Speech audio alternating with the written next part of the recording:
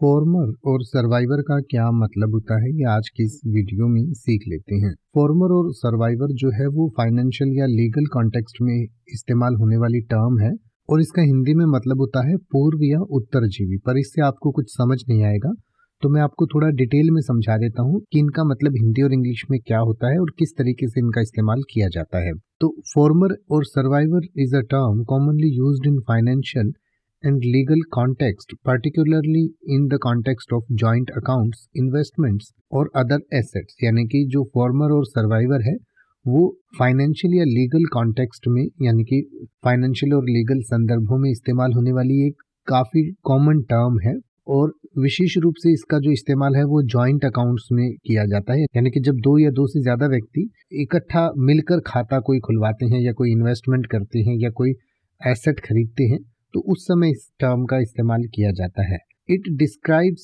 Specific type of ownership और account designation. यानी कि इसका मतलब ये होता है कि एक विशेष तरीके की ओनरशिप होती है, यानी कि मालिकाना हक होता है, स्वामित्व होता है और एक विशेष तरीके का डेजिग्नेशन, उसमें अकाउंट डेजिग्नेशन होता है, एक विशेष प्रकार का अकाउंट वो होता है। तो इन द फॉर्मर और survivor arrangement when two individuals such as spouse hold a joint account or asset with this designation, it means that the ownership initially belongs to the former or the first named individual. In the event of the death of the former, the ownership automatically transfers to the survivor or the second named individual without the need for probate or legal proceedings.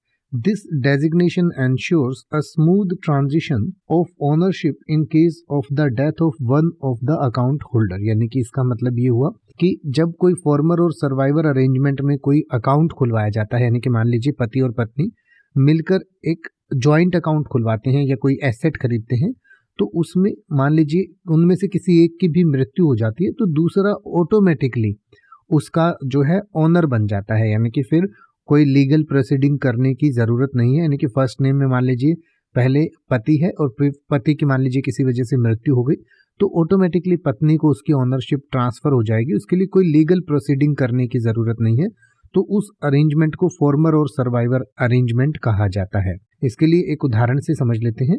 For example, a joint bank account designated as former और survivor, if John and Mary are the account holders, John is the former and the Mary is the survivor. If John passes away, Mary automatically becomes the sole owner of the account। यानी कि कोई भी ऐसा account जो होता है जिसमें मान लीजिए जॉन और मैरी एक खाता खुलवाते हैं और किसी वजह से जॉन की मृत्यु हो जाती है तो उस हालत में मैरी जो है वो ऑटोमेटिकली उस अकाउंट की ओनर बन जाती है। This arrangement is often used to simplify the transfer of assets and avoid complications in the event of one party's death. यानी कि ये ऐसी अरेंजमेंट तब की जाती है ताकि ये इजी हो जाए कि जो दो पार्टी हैं, दो व्यक्ति हैं, उनमें से किसी भी एक की मृत्यु हो जाती है तो फिर लीगल कॉम्प्लिकेशंस ना आए, यानी कि स्मूथली वो जो सारी चीज़ें हैं वो दूसरे व्यक्ति के पास चली जाएं। It is essential to understand the specific implications and legal aspects associated with former or survivor designation in the relevant jurisdiction and financial institution. यानी कि इनकी फिर और भी थोड़ा सा आपको समझने की ज़रूरत है और ये हम किसी प्रकार की फाइनेंशियल एडवाइस आपको नहीं दे रहे हैं, हमने आपको सिर्फ इसका मतलब बताया है। तो आप जो है इसका मतलब जिस भी पार्टी के साथ डील कर रहे हैं या जो भी जॉइंट अकाउंट खुला रहे हैं उसको आप एक बार टर्म्स एंड कंडीशंस को और अच्छे से भी पढ़ ज़रूर लें और अपने जिस भी पार्टी के साथ आपका जो भी कॉन्ट्रैक्ट है उसको अच्छे से समझ लें। अब आप ऐसे ही किसी भी वर्ड का मतलब हिंदी और इंग्लिश में YouTube पर सर्च कर सकते हैं, आपको मेरी वीडियो मिल जाएगी जिसमें आप बिना किसी फालतू बकवास के सीधा उस वर्ड का मतलब समझ पाएंगे। तो ऐसी ही वीडियोस को देखते रहने के लिए चैनल को सब्सक्राइब करें और बेल आइकन को प्रेस करें।